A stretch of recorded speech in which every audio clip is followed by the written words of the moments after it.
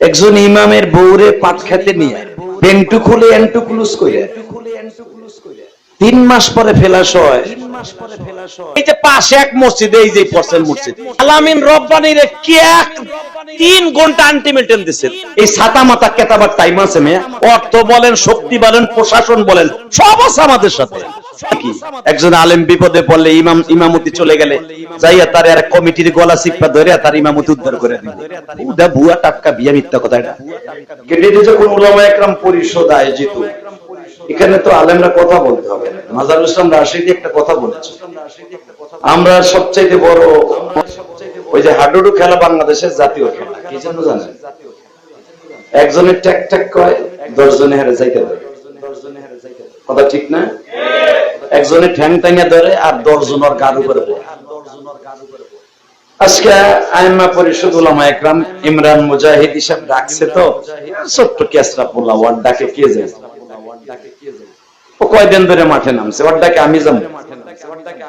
এই যে যে গুতে গুতি আর ফাটাফাটি, এর কারণেই আজকে আমরা যাও খাওয়া হই।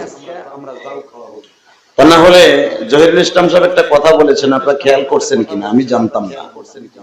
একজন ইমামের বউরে পাট খেতে নিয়ে পেন্টু খুলে এন্টু ক্লুজ করে 3 মাস পরে ফেলাস হয়। আজকে যদি আমার বউরে, আমার মেয়েরে, আমার ভাগ্নিরে, আমার মেয়েরে করতো, আমি ইলিয়াসুর রহমান জেহাদি দাঁড়ে দাঁড়ে ঘুরে ঘুরে যদি বিচার না পাইতাম, ওই যাইতাম।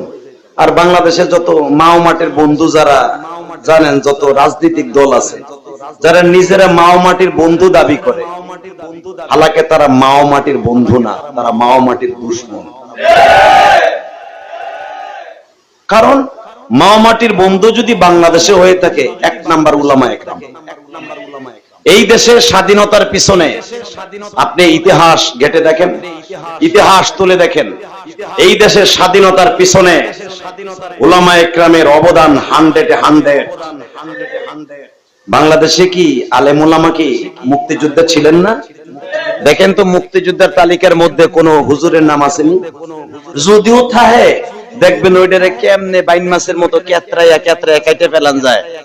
আজকে আমি ফেসবুকে একটা জিনিস দেখলাম, আমারে দেখাইলো মুফতি মনিরুল ইসলাম শরীয়তপুরী বাবা, দেখেন ক্লাস 10 এর একটা মেয়েরে সাংবাদিকরা জিজ্ঞেস করছে, কত ইশারের নামাজ কয় ওয়াক্ত? আমার চাচি কি কয় জানে? কইতে হয় মুসলমানের মাইয়া, আল্লাহর জাতের কসম, আজকে মাগরিবের পরে আমি এটা দেখে আসলাম। এখন আর বসে থাকার সময় নেই।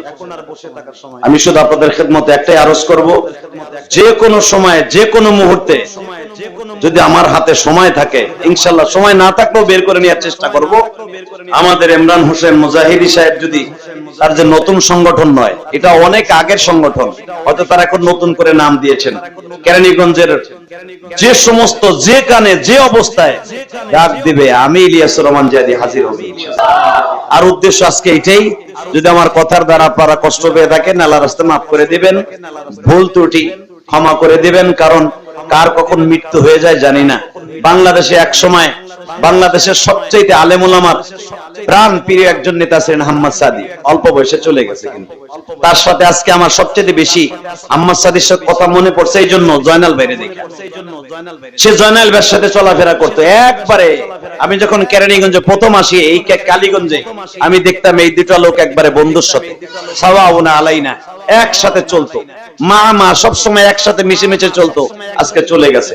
আমি ইলিয়াসুর রহমান জিহাদিও চলে যাব, আমাদের মাথার তাজ নুরুল হুদা ফয়জি সাহেব আল্লাহর কুতুবও চলে যাবে, কিন্তু আমাদের উলামা মাশায়েখের এই সংগঠন ধরে রাখতে হবে ইনশাআল্লাহ। সাথে আর একটা কথা পরিশেষে বলি, শেষ করব, সেটা হলো যেরকম ভাবে জহিরুল ইসলাম সাহেব বললেন, যে কোনো আলেমদের বিপদে আমরা পাশে দাঁড়াবো ইনশাআল্লাহ। যদি আপনার এই ইরাদা, আপনার এই প্রতিশ্রুতি আপনার শুধু মুখেই না, বাস্তবে থাকে, এই সংগঠন বেশি দিন লাগবে না। এই সংগঠন বেশি দিন লাগবে না, কারণ বাংলাদেশে বহু, এই কেরানীগঞ্জে বহুত সংগঠন হয়েছে। আমি একটা করছিলাম ইত্তেহাদুল উলামা, মাদ্রাসা রাশাদিও ছিল, গোল্লায় গেছে। করছিলাম ইত্তেবা করলাম, আমি ছিলাম। এটা কোন জায়গা কোন অবস্থা আছে জানি না, তবে টাকা টুকা ভাগ করে দিয়েছে এটুকু জানি। তারপরে বহুত সংগঠন কারণে কিন্তু হয়েছে। যখন এইটা হয়েছে আলহামদুলিল্লাহ, আইম্মা মাশায়েখ উলামা ইকরামের তত্ত্বাবধানে যখন হয়েছে, আর তরুণ উদীয়মান বক্তা ইমরান মুজাহিদি কি বলবো, আসলে আমরা সবাই প্রতিশ্রুতি দেই ঠিকই, একজন আলেম বিপদে পড়লে ইমামতি চলে গেলে যাইয়া তার আর কমিটির গলা চিপা ধরে তার ইমামতি উদ্ধার করে দিবে। উদা ভুয়া টাটকা বিয়া মিথ্যা কথা, এটা টাটকা মিথ্যা কথা। এটা আজও পর্যন্ত কোন কমিটির কাছে যাইয়া কোন সংগঠন একটা বেশ কেউ দেয় নাই, একবার জিজ্ঞাসা করে না যে কেতরালির বলা তুই তো সারা রাত মদ খাস, তোর গালের তা কয় মুতের গন্ধ, তুই ইমাম রে চাকরি খাস কেমনে?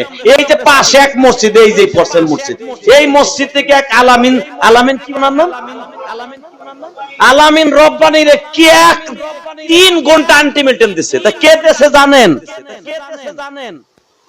ভালো করে চিনেন ওই নেতা খেতারে থাবুর একটা দিলে 3 দিন ঘুরে। এই ছাতা মাতা কেতাবার টাইম আছে মেয়ে, অর্থ বলেন, শক্তি বলেন, প্রশাসন বলেন, সব আছে আমাদের সাথে। খালি নাইমা দেখেন আপনি, খালি নাইমা দেখেন। উলামা একরামকে এখনো পর্যন্ত সরকার থেকে নিয়ে সবাই সম্মান করে। আমি মন্ত্রী থেকে নিয়ে প্রধানমন্ত্রীর দরজা পর্যন্ত যে দেখেছি আমি গুনাহগার। এই বয়সে আলেমদেরকে এখনো পর্যন্ত যে কোনো মন্ত্রীর সামনে যদি আমরা যাই, বসা থেকে দাঁড়ায় রেসপেক্ট করে, সম্মান করে, আর কি লাগে? ভাইরাল বক্তা হইছে এই জন্য না, যেভাবেই হোক হইছি তো।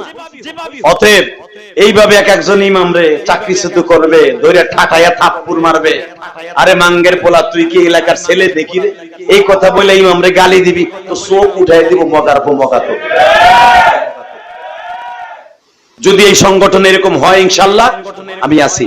টাকা দিয়ে বলেন আছি, শক্তি দিয়ে বলেন, প্রশাসন থেকে নিয়ে মন্ত্রী পর্যন্ত আমি গুনাহগার আছি। সাথে নিয়ে দেখেন কথায় বিশ্বাসে আমি ইলিয়াস রহমান জেহাদি না। এই জন্য আমি কোন সংগঠনের দাওয়াতে যাইও না, সংগঠনে আমার কোন নামও দেখবেন না। হ্যাঁ, যদি এই সংগঠন সত্যিকারে উলামা একরাম মাশায়েখ থেকে নিয়ে যদি সত্যিকারে সেরকম শক্তি অর্জন করতে পারে, জানি মালি সর্বদিক দিয়া ইনশাআল্লাহ আমি গুনাহগার আপনাদের সাথে আছি। আল্লাহ আমাদের সবাইকে তৌফিক দান করুন। সব ইমাম আল্লাহ পাক সবাইকে এক করে দিক, সারা বাংলাদেশের উলামা একরামকে এক করে দিক।